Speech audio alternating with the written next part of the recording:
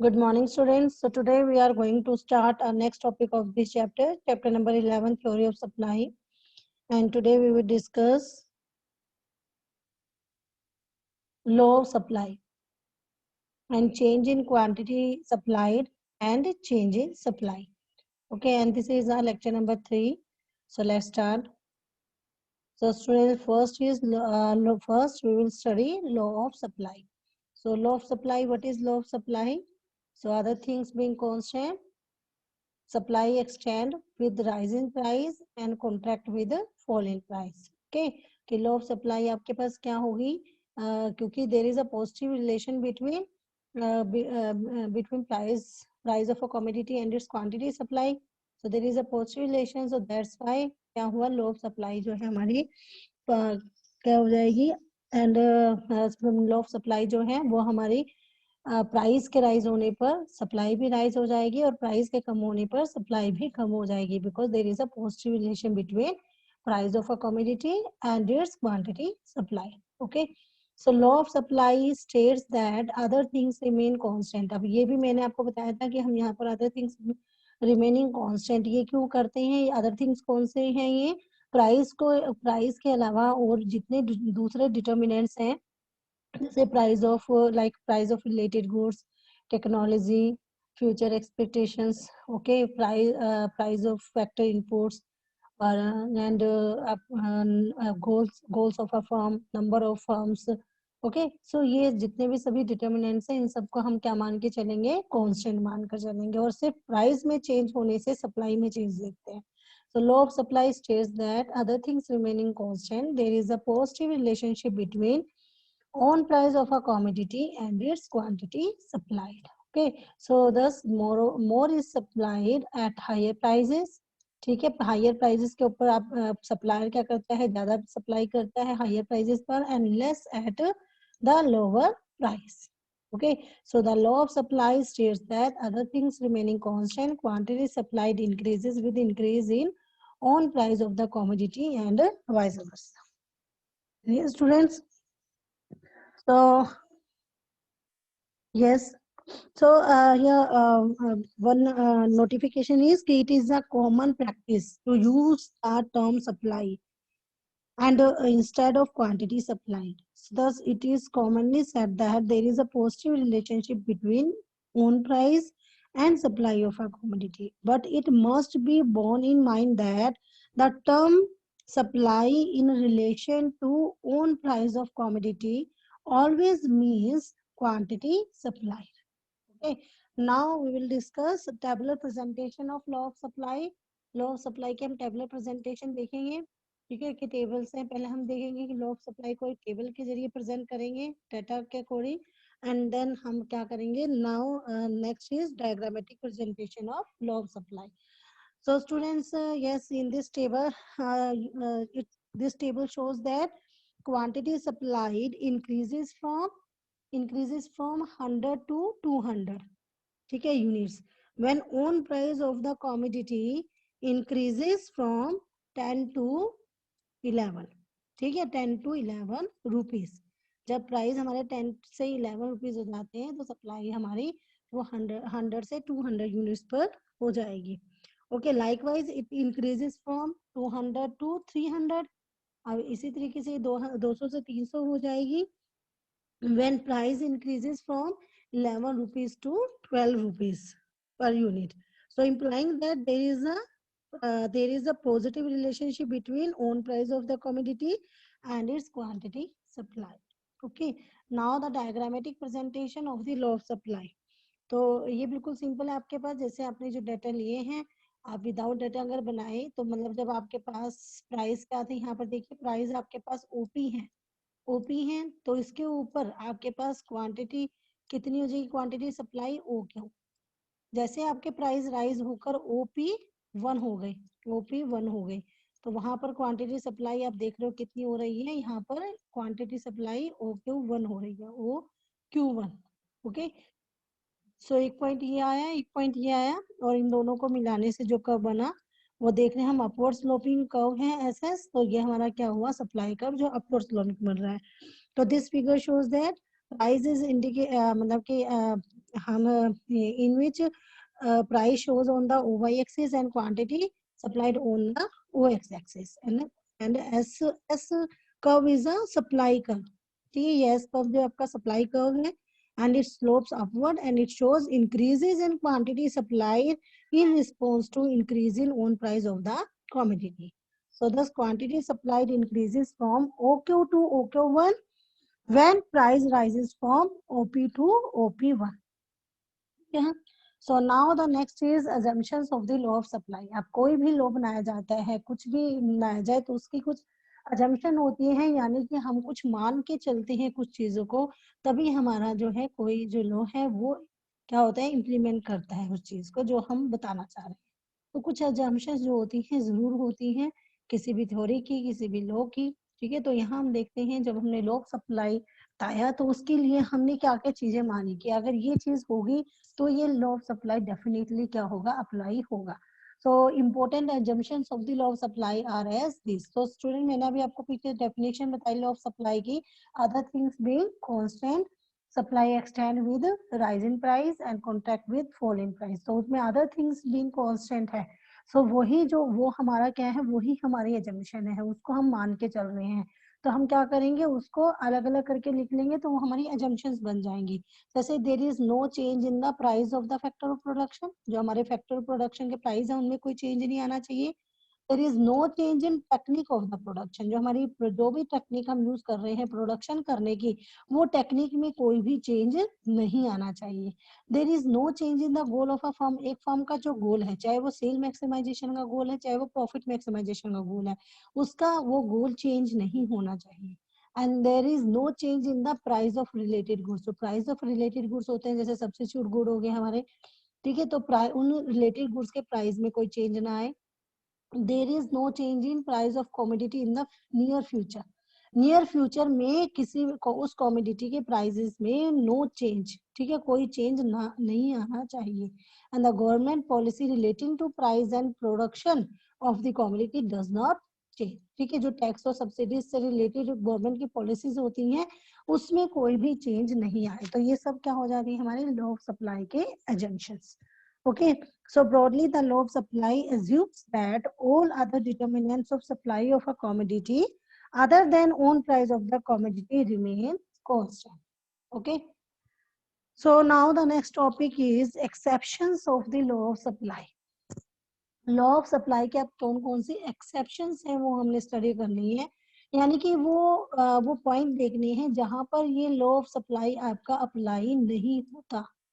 ठीक है, it means कि आपका जो सप्लाई कर्व जो कि हम कह रहे हैं there is a positive relation between on price of a commodity and quantity supply, तो पॉजिटिव रिलेशन है तो अपवर्ड स्लोपिंग है। अब ये सप्लाई कर्व अपवर्ड ना होकर अब डाउनवर्ड हो जाए, ठीक है, डाउनवर्ड हो जाए, या आपका वो इम्प्लीमेंट नहीं हो रहा है कि प्राइस के इंक्रीज होने से सप्लाई भी इंक्रीज हो रही है, ऐसा नहीं हो रहा है, तो वहां पर क्या होगा, वो उस सप्लाई की उस लॉ की क्या हो जाएंगी, exception.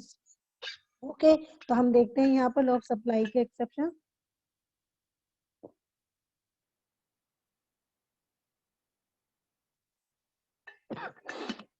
So the positive relationship between own price sorry and quantity supplied of a commodity may not hold goods or may not firmly hold good in certain situations. वो कौन कौन सी सिचुएशन है? First is agriculture output, agricultural output. The law of supply doesn't apply strictly to agricultural output as it is governed by natural factor.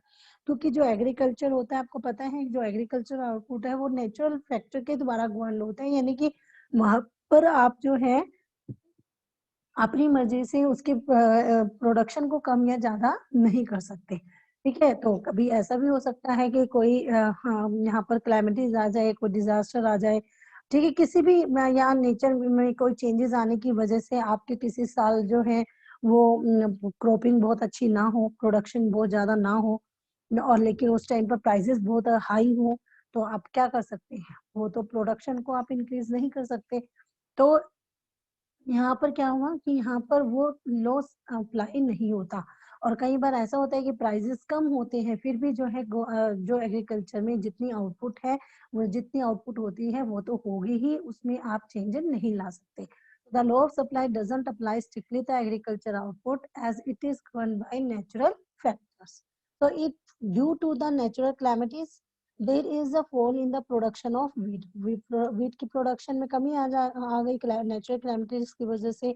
So then its supply will not increase. हम उसकी supply को increase नहीं कर पाए, no matter what is the prices.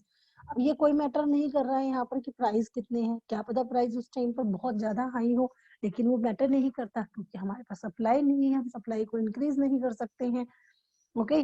Second is goods of social distinction. अच्छा, कई होती हैं कुछ चीजें, कुछ गुड्स होती है सोशल डिस्टिंक्शन वाली होती है, ठीक है. जैसे कई गुड्स होती हैं जो रेयर होती हैं, बहुत ज्यादा रेयर होती हैं, उनकी उनकी जो सप्लाई जो है लिमिटेड होने की वजह से आप उनको प्राइस राइज होने पर भी उनकी सप्लाई ज्यादा नहीं कर पाते हो, तो supply of good of social distinction will remain limited. ठीक है, वो लिमिटेड रहेंगी और रह सकते रहेंगी. तो even if there price tends to rise, चाहे उनके प्राइस राइज ही क्यों ना हो. ठीक है. कई बार कोई जैसे कॉस्टली पेंटिंग हो गई है, रेयर कॉइन्स हो गए हैं, तो कई सोशल डिस्टिंक्शन की वजह से कई बार किसी की सप्लाई रेयर ही होती है, तो वहां पर आपके प्राइस जो है वहां पर राइज होने पर भी आप सप्लाई को बहुत ज्यादा नहीं कर सकते.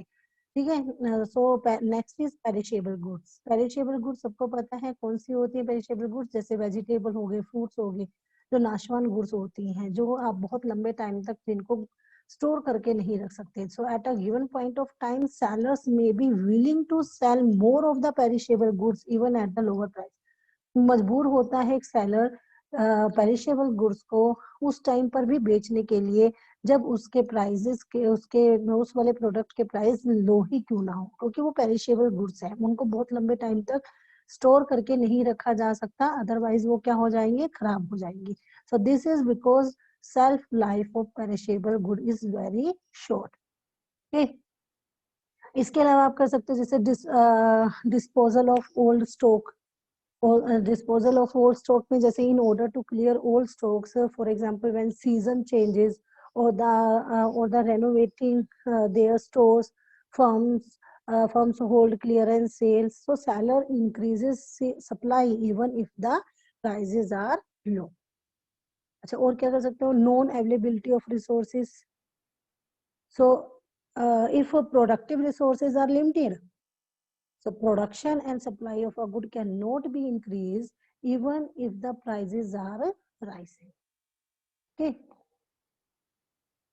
So students, next is change in quantity supplied and change in supply, or you can say movement along a supply curve and shift in supply curve. ये हम जो है डिमांड वाले चैप्टर में भी स्टडी कर आए हैं, change in quantity demand and change in demand, या you can say movement along a demand curve and shift in demand curve.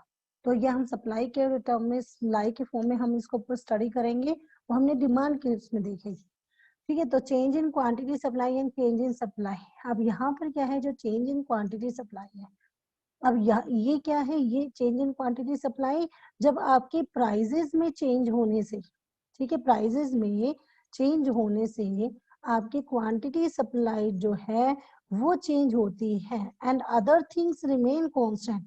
और जितने भी दूसरी चीजें हैं, दूसरे डिटर्मिनेंट्स हैं, वो सब, उनमें कोई भी चेंज नहीं आना चाहिए, नो चेंज होना चाहिए. ठीक है. नो चेंज हो, किसके अंदर नो चेंज होना चाहिए, आपके पास नो चेंज अदर डिटर्मिनेंट्स में. ठीक है. तो उस टाइम पर वो क्या होती है, चेंज इन क्वांटिटी सप्लाई. और चेंज इन सप्लाई कब होगी, जब आपके पास प्राइस के अलावा जो अदर डिटर्मिनेंट्स हैं उनमें चेंज होने से आपकी सप्लाई में भी, क्वांटिटी सप्लाई में भी चेंज होगा, और तो वो वहां पर क्या होगी, चेंज इन सप्लाई. ओके. तो अब हम देखेंगे कि मूवमेंट, इसको movement along a supply curve and shift in supply curve क्यों कहते हैं, क्योंकि जो चेंज इन क्वांटिटी सप्लाई है, चेंज इन क्वांटिटी सप्लाई, अब इसमें क्या हो रहा है, प्राइस के चेंज होने से क्वांटिटी सप्लाई में चेंज आ रहा है. ठीक है, और अदर डिटर्मिनेंट्स चेंज है। तो यहाँ पर क्या होगा, यहाँ पर जो आपके पास डिमांड कर्व होता है चेंज इन क्वांटिटी सप्लाई में, उसमें उसमें वो शिफ्ट नहीं होता है। जैसे आपका सप्लाई कर्व ये है तो सप्लाई कर्व आपका सेम रहता है, सिर्फ इसी सप्लाई कर्व के ऊपर ऊपर या नीचे मूवमेंट होती रहती है। ओके, किसमें, चेंज इन क्वांटिटी सप्लाई। जबकि जो चेंज इन सप्लाई है, जैसे ये चेंज इन, ये सप्लाई कर्व है, चेंज इन सप्लाई है, चेंज इन सप्लाई में अदर डिटर्मिनेंट्स में चेंज होने से सप्लाई कर्व में जब चेंज आता है तो सप्लाई कर्व या तो आपका क्या जाएगा, राइट साइड हो जाएगा या लेफ्ट साइड, तो सप्लाई कर्व ही चेंज हो जाता है। जबकि change in supply, change in quantity supply में आपका जो क्या होगा, आपका सप्लाई कर्व चेंज नहीं होगा। तो इसीलिए हम लोग चेंज इन क्वांटिटी सप्लाई को क्या बोल सकते हैं, मूवमेंट अलोंग सप्लाई कर्व, क्योंकि अभी बोला मैंने आपको कि वहां पर सप्लाई कर्व में चेंज नहीं आता है, वो शिफ्ट नहीं होती है, सिर्फ सप्लाई, सेम सप्लाई कर्व पर ऊपर या नीचे की तरफ अपवर्ड या डाउनवर्ड्स क्या चलती है, मूवमेंट चलती है। जबकि shift in supply, change in supply में क्या होगा, आपके पास सप्लाई कर्व ही चेंज हो जाता है, इसीलिए इसे हम शिफ्ट इन सप्लाई कर्व भी बोलते हैं। Okay, so change in quantity supplied refers to increase or decrease in quantity supplied of a commodity in response to increase or decrease in own price of the commodity, other things remaining constant। अभी बताया ना आपको कि change in quantity supply क्या होगा, जिसके अंदर जो एक कॉमोडिटी की क्वांटिटी सप्लाई है वो डिक्रीज और इंक्रीज होगी किसके रिस्पॉन्स में, उसके अपने गुड्स के प्राइसेस के, ठीक है, जो उसके वो गुड है उसके खुद के प्राइसेस में के इंक्रीज या डिक्रीज होने पर, जबकि अदर थिंग्स जो होंगी वो कांस्टेंट रहेंगी। तो it is express through movement along supply का। इसको हम किससे एक्सप्रेस करते हैं, मूवमेंट अलोंग सप्लाई कर्व से। Second, change in supply. Change in supply क्या है, change in supply on the other hand refers to the increase or decrease in quantity supplied of a commodity in response to change in other determinants. अब other determinants में change होने से supply की और change होगा, और other than own price of the commodity, यानी ये कमोडिटी के प्राइस के अलावा जितने भी दूसरे डिटर्मिनेंट्स हैं उनमें चेंज आने से जब आपकी quantity supply increase or decrease होती है तो वो क्या होगा, changing supply, and it is express through shift in supply का, यानी फॉरवर्ड और बैकवर्ड शिफ्ट। तो मैंने अभी आपको ऊपर क्लियर किया है, क्लियर। तो now we will discuss movement along a supply curve or change in quantity supplied, and shift in supply curve or change in supply. Okay, sorry, movement along a supply curve.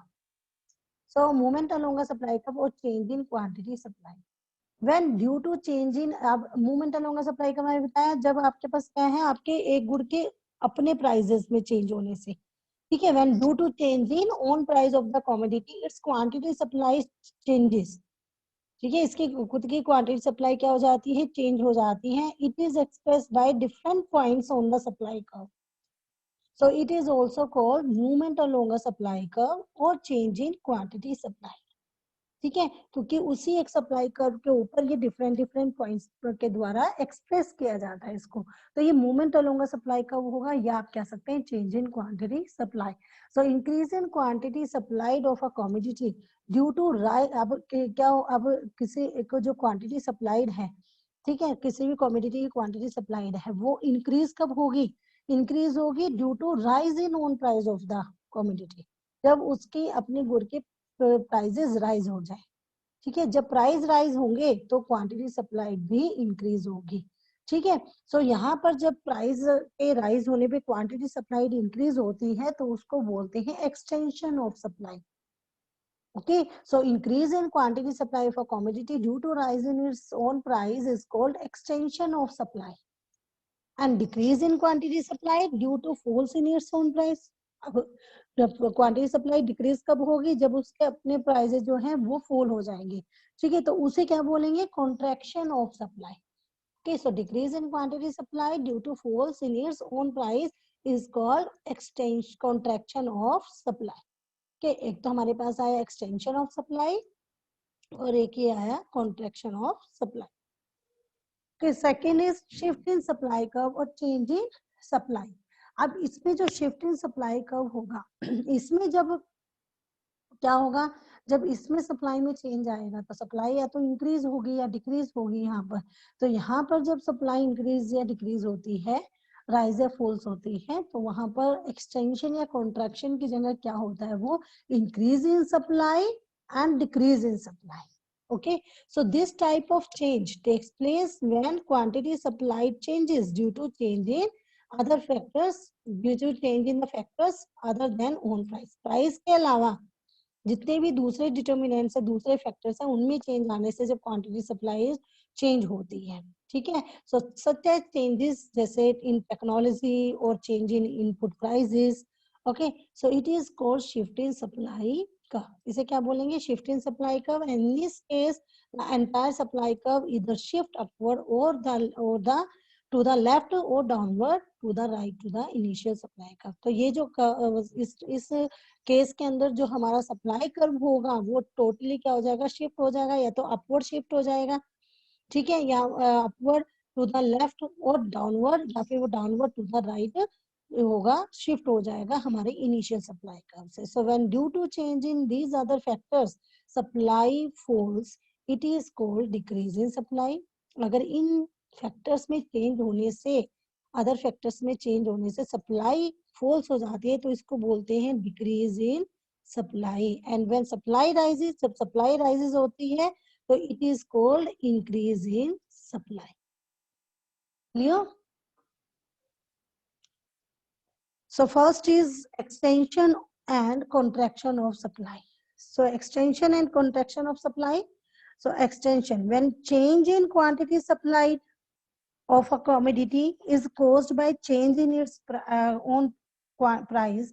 जब क्या होता है, जो quantity supply जब change होती है, एक commodity की क्वांटिटी सप्लाई चेंज होती है किसके द्वारा, caused by change in its own price, उसके अपने प्राइस के द्वारा, तो it is called extension or contraction of supply or movement along a supply curve or change in quantity supply. So now first we will study change in supply. Okay, so extension of supply. Yes, so अब extension of supply यानी कि अब यहाँ पर क्या होगा, supply increase करनी है, ठीक है, सप्लाई इंक्रीज होगी, और वो इंक्रीज कैसे होगी, जब हमारे प्राइस राइज होंगे, ठीक है। अदर फैक्टर्स तो आपके अदर डिटर्मिनेंट्स तो क्या होंगे, कांस्टेंट रहेंगे। तो प्राइस के राइज होने से जब आपकी सप्लाई भी क्या हो जाएगी, सप्लाई भी राइज होगी, तो वो क्या होगा, extension of supply. So other things being constant, other things being constant or being equal, when quantity supply of a commodity increases due to rise in its own price, it is called extension of supply. ठीक है, अब इसको हम diagram से देखिए, diagram से sorry table से देखते हैं, टेबल से कैसे शो कर रहे हैं। अब इस टेबल में देखो, यहाँ पर हमारे पास प्राइस दिया हुआ है in rupees, quantity supply x commodity की दी हुई है, एंड हम डिस्क्रिप्शन यहाँ पर दिखाएं। तो अब इस टेबल के, ये जो टेबल है ये क्या शो कर रही है कि when price of a commodity X is rupees 1 per unit, its quantity supplied is 1 unit, and when price rises to rupees 1 to rupees 5 per unit, so supply extends to 5 unit. Supply क्या हो रही है, 1 से 5 extend हो गई, ठीक है। सो ये क्या दिखा रहा है, डिस्क्रिप्शन में क्या लिखोगे कि rise in on price of the commodity, जब उसके अपने प्राइजेस के, अपनी कमोडिटी के प्राइजेस राइज हो गए हैं, तो उससे क्या हुआ, जो क्वांटिटी सप्लाई है वो क्या हो गया, extension of supply. Okay, so this is diagrammatic presentation of extension of supply. So in this figure you can say, yes, we take the price of a commodity on y axis and the quantity supplied on ox axis. Okay, so when price is rupees 1 per unit, so supply is, yes, 1 unit. Okay, when price rises from 1 to 5 per unit, 1 to rupees 5 per unit. Okay, तो supply, yes, so supply extend to 1 to 5 units. Okay, सो अब यहाँ पर 2 point आ गए, एक तो ये आया ए, एक आया बी। पहले कौन सा पॉइंट आया था ए, और फिर कौन सा पॉइंट आया बी? पहले ये पॉइंट आया ना कि जब पहले 1 पर 1 थी, फिर जब प्राइस 5 हुए तो हमारी क्वांटिटी भी सप्लाइड भी 5 हो गई। तो पहले ए पॉइंट आया फिर बी आया। ठीक है, so the producer move from point A to point B, point A से पॉइंट बी पर मूव करा है प्रोड्यूसर ने। Okay, on the same supply curve, same supply curve के ऊपर। So thus movement from the lower point to higher point on the same supply curve is known as extension of supply. यानी जब आपके पास movement कहाँ से होगी, upward होगी movement, ठीक है, तो वहां पर आपके पास वो क्या होगा, एक्सटेंशन ऑफ सप्लाई। याद होगा आपको जब हमने एक्सटेंशन ऑफ डिमांड किया था, वहां पर एक्सटेंशन ऑफ डिमांड के अंदर आपकी मूवमेंट डिमांड कर्व के ऊपर डाउनवर्ड हुई थी। ठीक है, जैसे ये हमारा मान लो वहां पर हम देख रहे थे कि ये हमारा क्या था, डिमांड कर्व था, तो वहां पर हमारे पास एक्सटेंशन ऑफ डिमांड में हमारी मूवमेंट ऊपर से नीचे की तरफ होगी, जबकि सप्लाई में यहाँ पर एक्सटेंशन में हमारा ये अपर मूवमेंट हो रही है, ऊपर से नीचे से ऊपर की तरफ। Clear? Now the next is contraction of supply. So contraction of supply यानी कि when other things being constant, the quantity supplied contract with fall in price, it is called contraction of supply। कि जब आपके पास और दूसरी जो बातें हैं वो सब कांस्टेंट रहे, अदर डिटरमिनेंट्स कांस्टेंट रहे, तो प्राइसेस के फॉल होने पर आपकी क्वांटिटी सप्लाई भी फॉल हो जाती है, तो वो क्या होगा, कॉन्ट्रैक्शन ऑफ सप्लाई। तो other things being equal, when quantity supply of a commodity decreases due to falls in its own price, so it is called contraction of supply। Okay, so यहाँ पर आपके पास टेबल में क्या कुछ show कर रहा है, so in this table when price of commodity x is ₹5 per unit, quantity supplied quantity supplied is 5 units। Okay, and when price falls to ₹5 to 1 rupees per unit, so quantity supplied decreases to 1 to 5 to 1 units। Okay, so ये क्या दिखा रहा है description, अगर हम देखें यहाँ पर क्या हो रहा है, fall in own price of the commodity, commodity के प्राइसेस जो है वो फॉल होने से क्या हो रहा है, सप्लाई कॉन्ट्रैक्ट हो रही है, contraction of supply. Okay, now this is the diagrammatic presentation of the contraction of supply। So in this figure, yes, we take the price on y axis and quantity supplied on x axis। okay, so in this figure s is the supply curve, s ये जो है आपका supply curve है, ठीक है, s is the supply curve of commodity x, and when price is ₹5, when price is ₹5 per unit, the supply is 5 units. ये देखिए, ये आपके पास 5 यूनिट्स, यानी पहले क्या है यहाँ पर बी पॉइंट, ये वाला पॉइंट पहले आ रहा है। और when price falls to 1 per unit, ₹1 per unit, so quantity supplied reduces to 1 unit. Okay, so the producer, यहाँ पर अब ये क्या हुआ, सेकंड पॉइंट आ गया, ये यहाँ पर ए, यानी पहले बी आया यहाँ पर फिर ए आया, so the producer moves from point B to A, तो ऊपर से नीचे की तरफ मूवमेंट करेगा कॉन्ट्रैक्शन के अंदर। okay, on the same supply curve, so thus movement from higher point to a lower point on the same supply curve is known as contraction of supply। okay students, so I think it's enough now, so that's all for today, have a good day।